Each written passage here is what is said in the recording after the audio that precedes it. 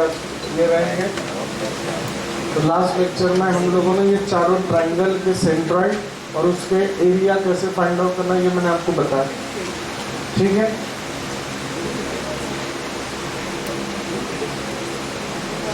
यही हम लोगों ने रिवीजन किया था,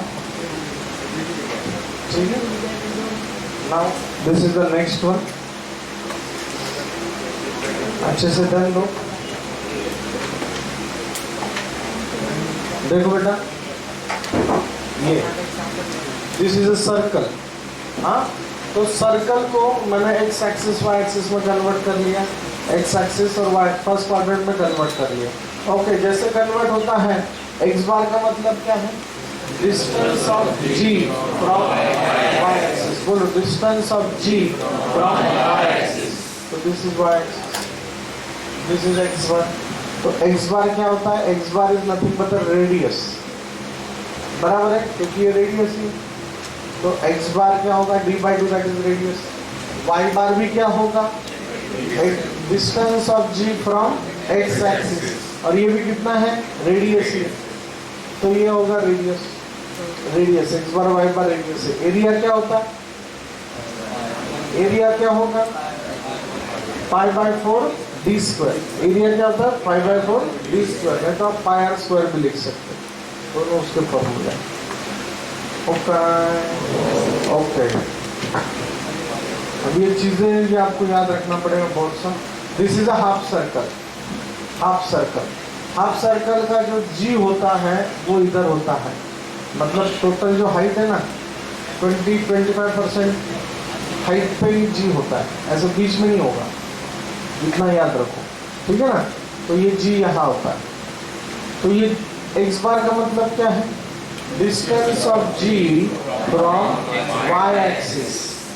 डिस्टेंस ऑफ क्रॉस कनेक्शन में याद रखना, एक्स बार बोले तो वाई एक्सिस से लेना, वाई बार बोले तो एक्स एक्सिस से लेना। तो distance of G from Y axis, तो ये मतलब क्या है? बस कुछ रेडियस ही है, ये तो रेडियस ही है ना, बात समझा ना। तो ये एक्स बार का मतलब क्या है? रेडियस है, दैट इज डी बाई 2।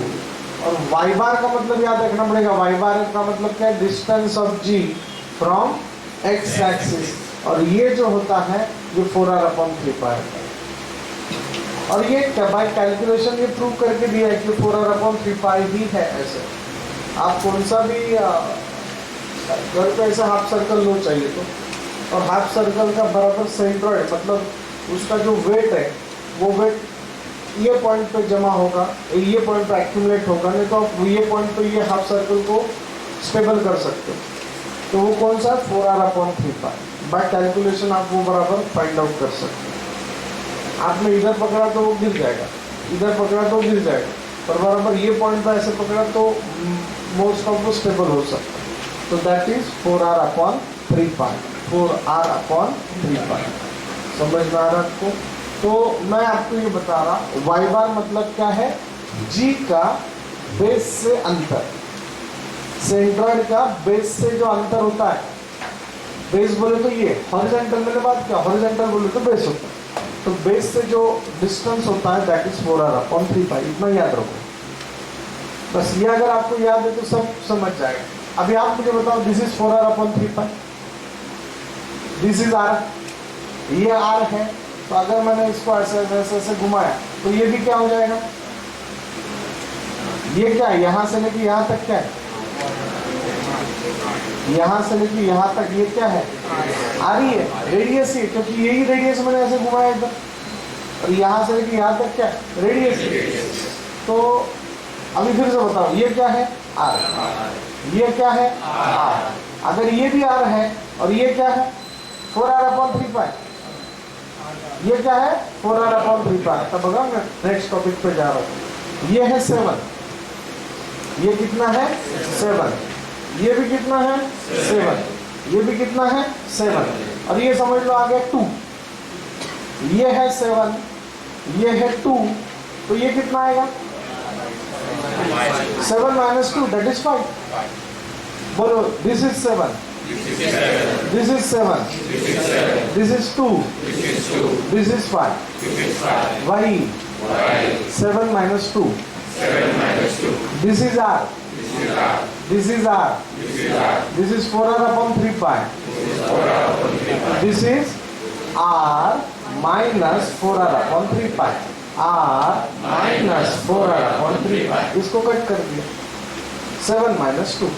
समझ में आ रहा है आपको?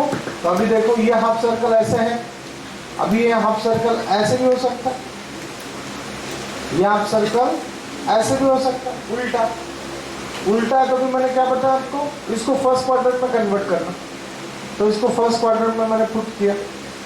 अभी बोलो x bar is equal to distance of G from y axis, distance of G from y axis, distance of G from y axis, distance of G from y axis। तो ये कितना हुआ?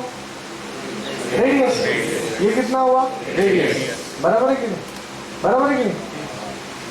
y bar is equal to distance of G from x axis, distance of G from x axis। तो अभी ये कितना होगा? 5। ये कितना होगा? 5। अगर ये 7 है, ये 2 है, तो ये कितना होगा? 7 minus 2। अगर ये r है और अगर ये 4r upon 3 pi है, तो ये कितना होगा? r minus 4r upon 3 pi। बोलो r minus 4r upon 3 pi। समझते का? नक्की कहते हैं? क्या अड़चन है का? नहीं। तो देखो टोटल r माइनस, ये उड़ा दिया। मुझे ये पता है ना, g का बेस से डिस्टेंस पता है, this is the base. g का बेस से डिस्टेंस पता है 4r upon 3 pi। समझते हैं नक्की? दिमाग है? हम ये परत सांगतो, ये चैप्टर इतना सोपा है, अभी याद करो, एक बार भी रिवीजन नहीं करना। घर पर राइटिंग प्रैक्टिस करो, भूल जाओ, ये तो भी आपको फुल फ्लेज एक्स्ट्रा मार्क्स मिलने ही वाले।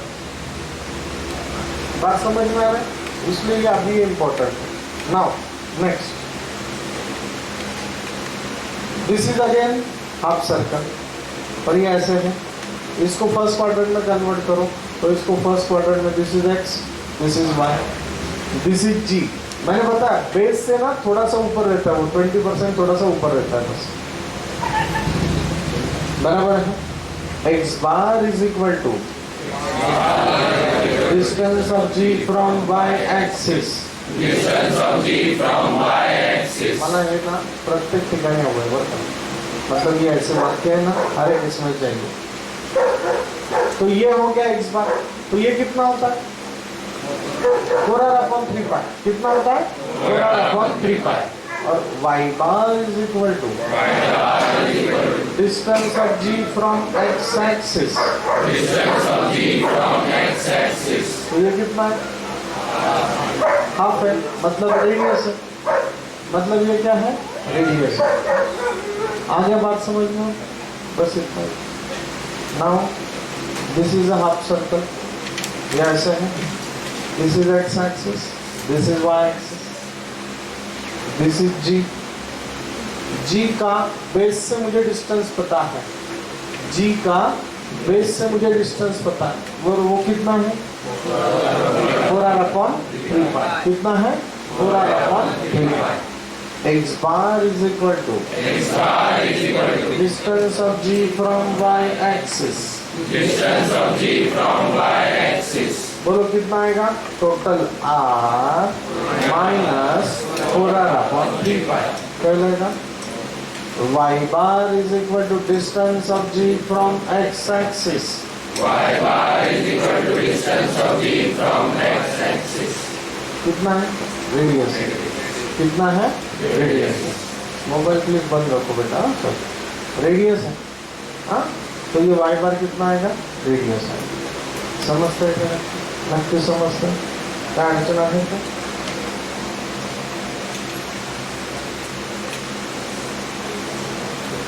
अभी एक क्वाड्रेंट सर्कल आ गया। क्या आ गया? Quadrant circle. Again quadrant circle का भी वैसा ही है, जी जो है वो बराबर बीच में नहीं होगा, थोड़ा सा नीचे होगा, और ये दोनों राइट एंगल के नजदीक होगा। तो ये भी होता है 4r upon 3 pi, ये भी होता है आपका 4r upon 3 pi। This is 4r upon 3 pi, this is 4r upon 3 pi। x bar is equal to 4r upon 3 pi, y bar is equal to 4r upon 3 pi. ये कितना है total? r. ये कितना है? 4r upon 3 pi. तो ये कितना रहेगा? r minus 4r upon 3 pi. तो जहां जहां मुझे वो यूज करना है वहां मुझे यूज करना पड़ेगा. अभी अगर ऐसा आ गया सर्कल, बराबर है, बोलो x bar is equal to distance of g from y axis, distance of g from y axis. तो बोलो कितना आएगा? r minus 4r upon 3 pi. बोलो r minus 4r upon 3 pi. y bar is equal to 4r upon 3 pi. Y bar is equal to 4r upon 3 pi. Distance of g from x-axis. Distance of g from x-axis. Sir अभी ऐसे आ गया, जा रही first x-axis, first quadrant में y-axis. x bar is equal to 4r upon 3 pi. y bar is equal to r minus 4r upon 3 pi. समझते हैं? अब ये अगर ऐसे रहेगा, ये ऐसे जो रेड पेन से बताया, ये ऐसे क्वाड्रेंट सर्कल है. This is X axis, Y axis, X bar Y bar, दूर है r minus 4r upon 3 pi, r minus 4r upon 3 pi. मालूम नहीं मतलब क्या बोल रहे? आ रहा है बात समझ में? कोई डिफिकल्टी है? अभी कर दो, मतलब आऊँगा मैं, देखूँ समझ लेगा मैं. क्या प्रॉब्लम आएगा बेटा? तो बस इतना ही है. ये तो सिंपल से प्रॉब्लम हो गई. कॉम्प्लिकेटेड प्रॉब्लम ही आपको आता है एग्जाम में. तो कॉम्प्लिकेटेड प्रॉब्लम में एक्स बार जानने के लिए फॉर्मूला है X bar is equal to a1 x1 plus a2 x2 plus a3 x3 upon a1 plus a2 plus a3. मे भी ये a1 प्लस a2 तक ही सीमित रहेगा, मे भी ये a4 तक भी जाएगा. 4 ऑब्जेक्ट है तो 4 का बेरीज करना पड़ेगा, 3 ऑब्जेक्ट है तो 3 का बेरीज करना पड़ेगा. y bar is equal to a1 y1 plus a2 y2 plus a3 y3 upon a1 plus a2 plus a3. समझते हैं ना? कोई अड़चन है क्या? कुछ डिफिकल्टी है बेटा? तो बस ये ऐसे ही आपको सॉल्व करना है. ठीक है, चलो अब ये पहले लिख लो. अगेन मैं जैसे बात कर रहा हूँ, अलग अलग पेन होने चाहिए. ठीक है, और याद करके दे रहा हूँ, लगभग 30% डायग्राम स्पेस होना चाहिए. हाँ,